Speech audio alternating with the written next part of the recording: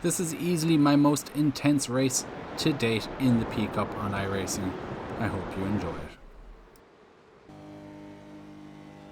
Welcome to the lovely Red Bull Ring. We are starting this race off on pole position. Somehow we banked pole in a 3.2k strength of field race for this one, top split. We are going to come through turn number 1, still in the lead, and the golf car just getting loose and gets spun around. As you can see here from the external view, he gets tagged from the car on the inside, a little bit of netcode, spun around, and gets collected by a bunch of cars behind, ruining a bunch of people's races before they even get started.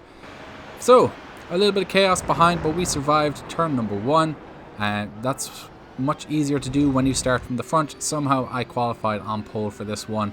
Don't know how I managed that, but it was a 129.7, I believe. So it was a pretty quick time, my fastest lap around this track. And as we're coming down to this right-hander now, we've got a little bit of a gap to the car behind. We've got a Red Bull kind of livery car behind us, and we have a pink livery car.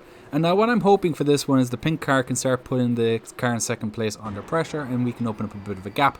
But looking at their ratings, we've got a 5.9k, a 3.6 and a 4.9k behind, and that's just going to be difficult. I was really under pressure for this one to try and turn this into my first P Cup win. I had a feeling it was going to be difficult for this one, and right now we're in a pretty good position. I was feeling confident coming into this race, and I knew I could mix it with some of the big guys. There's a lot of top 1% guys behind me, so this race is going to be difficult. So finishing lap number 1, coming across the line, we're still in P1 with about 0.4 of a second to the car behind. Come into turn number 1, our usual braking point, get a little bit squirrely, but we somehow keep it together, run a little wide. I think we get an off track there for our troubles. And as we're coming down now into the big braking zone in for the right-hander, we're going to be looking in our mirrors for this car behind. He thinks better of it, kind of on cold tires, probably didn't want to risk it, thinking early at this stage, probably sizing me up a little bit to see where my braking point is and how I get through that corner. He has closed the gap to us behind, it is 0.1. I'm looking in my mirrors right now, and coming down to the right-hander down the hill, I'm going to be thinking about going defensive, but he doesn't look like he's going to go for a move right now. And I'm thinking to myself, he's going to play the long game. He's going to try and build a gap for the first couple of laps, and then he's going to try and go past me. Coming across the line now to start lap number 3. The gap behind is 0.4 of a second. Braking on the curb. Gets a little squirrely. We clip the inside sausage curb a little bit and run wide over the exit curb. That does lose us a little bit of time, but we start gaining in the relative down below to the car behind. Alex in P3 is looking feisty. He looks like he's going to make a move on the second place car, and he goes up the inside. I don't get the greatest of exits here. I don't know if it was just cold tires or if I was just being a little cautious, but we have to go defensive, and now I'm looking at 2 cars in my mirrors going side by side, and I have to make a choice coming into this right-hander. Do I stick on the racing line or do I go defensive? I think I stuck on the racing line primarily because the 2 cars behind were going to be fighting each other into this right-hander, which would slow them up a little bit. So I thought that, yeah, you know what, I'm going to stick on the racing line, maximize my exit, and see if I can start pulling away. The pink car does take second place away, and I'm concentrating as much as possible on the road in front of me and not my mirrors, which is easier said than done considering the strength of field of the cars behind me. As I said, this race was a 3.2k strength of field, so some very, very fast guys, some top 1%ers in this race. Coming into the last 2 corners, the 2 cars behind are still fighting in the mirror. You can see them fighting, and I'm hoping that they can continue to fight and I can start pulling away and getting that gap going. Clip the sausage curb on the exit, which is going to hold us up a little bit. We're still a gap of 0.4 to Alex behind, starting lap number 4, coming up to the first corner again. We're going to break at our usual spot. Not being too aggressive right now, just trying to manage the car. It's a long race at the end of the day. Cutting to the external view, you are going to see that Alex is catching us now. He got a much better exit out of turn number 1, and I decided for whatever reason not to go defensive. I was hoping that he would, just slot in behind, try and build a gap to the Red Bull car, but he decided better of it, and he decided to try go up the inside of me. I do get a better exit out of the right-hander this time, so I'm going to keep first for now. Coming down into this downhill section now with the right-hander, he's all over my mirrors. I went on the racing line still just to try and get the best exit and try and build a gap as best as possible. And you can see it worked for me this time. I was a bit unfazed. I actually, to be honest, I didn't realize he was as close as he was. Probably on the limit of what I would have been feeling safe with.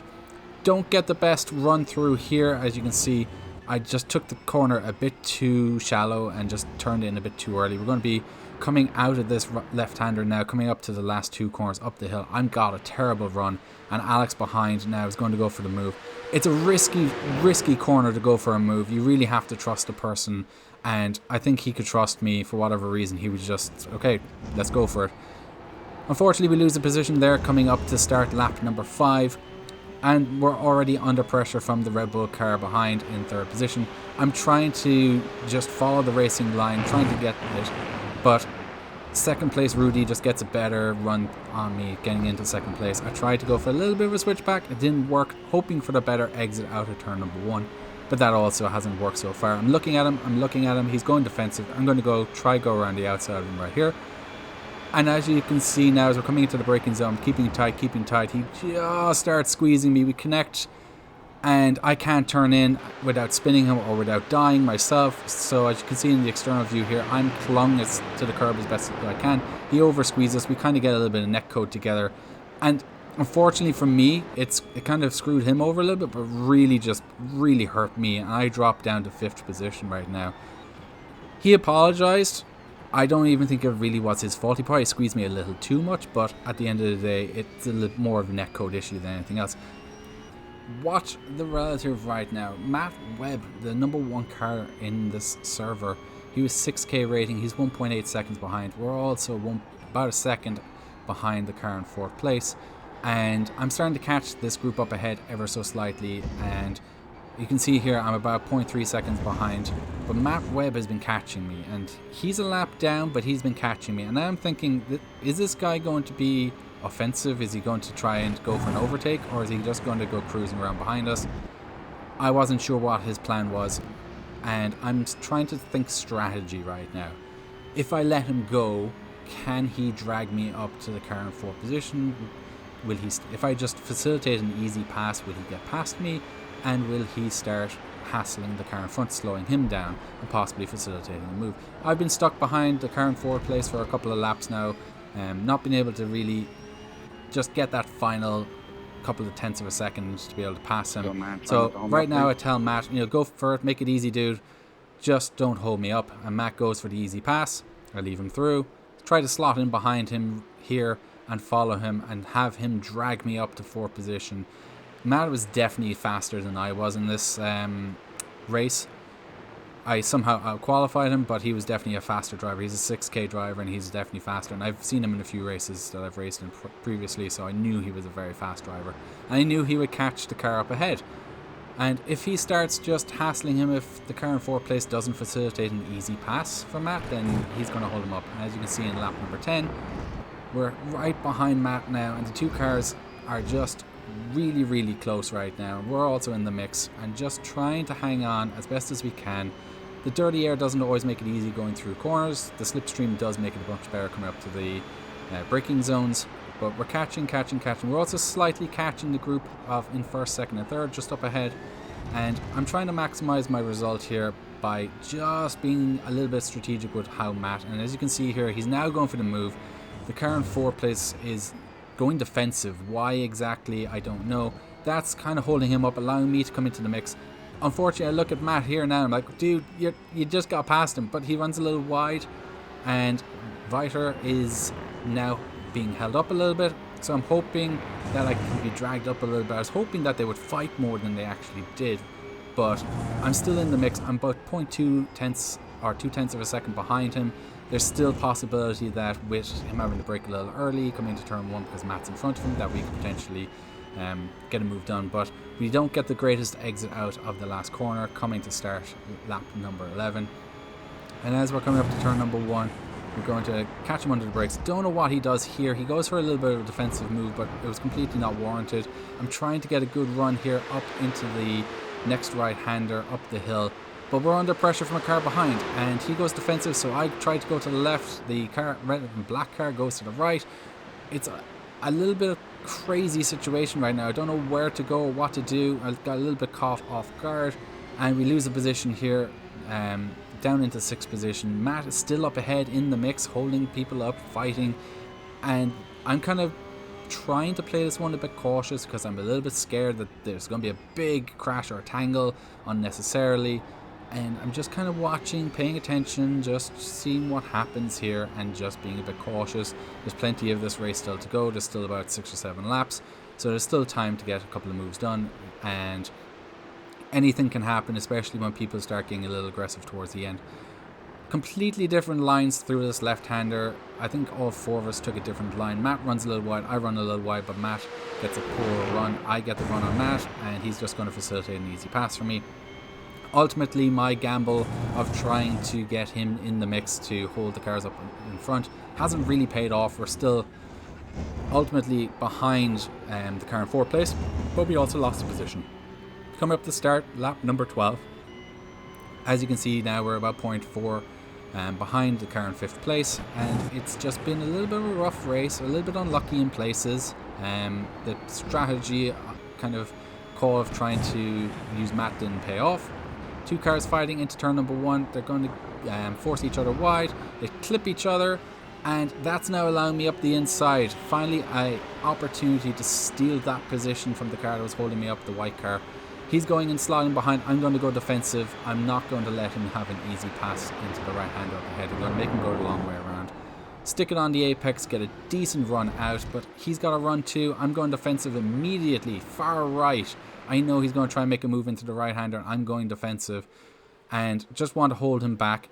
He's trying to go around the outside now on my left. He breaks a little earlier than I do. And as we come through the right hander, I get a nicer run. I'm going to block off any move of a switch or any attempt of a switchback. And we get the job done up into P5, and now we're looking ahead at the car that passed us momentarily a few laps ago.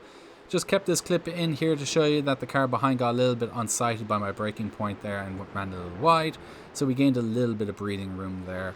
So now we're in the mix still with the car ahead. Cutting to lap 16, the second last lap, we are right behind the car in 4th place. We've been behind him for a few laps. We've been feeling a little quicker, feeling like he's holding us up a little bit. It's 0.2 of a second coming through the second to last corner. Going to keep it nice and smooth, run as far wide as we dare without getting an off track. And as you can see here, coming through the last corner, he's going to get a little squirrely coming over the 3D curbs. We're going to go for the move up into turn 1, side by side, final lap. It's do or die right now. Coming in, I cut across his nose, coming onto the more optimum line. He doesn't go for the lunge. I get a nice run through the corner, but I made a critical mistake. I never dropped down to 3rd gear in the corner, so I had to drop down after the corner, which held me up. I'm now under pressure. We're coming up into the right hander, and he's going to go for the move. He's going to try hanging around the outside. We're going to cut into this cockpit view here. We get a little bit argy-bargy. We clip a little bit. That holds me up a tiny bit. He's got the move around the outside done. A little bit of argy-bargy, a little bit of door banging, and that allowed him a bit more momentum. I tried to go for a move down the inside here, but he was too strong on the brakes for me. And then I tried to switch back, tried a couple of different moves. I was trying everything I could to distract him and to try and get the position back. We're still in 5th. I'm still happy with a 5th position for this race, considering the strength of field. Obviously, I would have loved the win. It would have been my first P Cup win, but it's not going to be a P Cup win this time. But a top 5 I'll always take at the start of any race, especially with the strength of field being over 3K. Now, coming through the last 2 corners, I'm hoping he makes a similar mistake so we can pass him across the line. He breaks a little early here, catches me off guard. I have to run wide, and that now puts me vulnerable to the car behind, and I'm hoping we can cross the line in P5 and not get pipped at the line. Luckily for me, we do keep that P5 position, and I'm happy with the race. It could have been a little better. It could have been a win, my first win, if I kept things a little cooler, but I'm still very, very happy with a P5. Anyway guys, if you like this one, hit that subscribe button, hit that like button, leave a comment down below, and I hope to see you in the next video for some more P Cup action.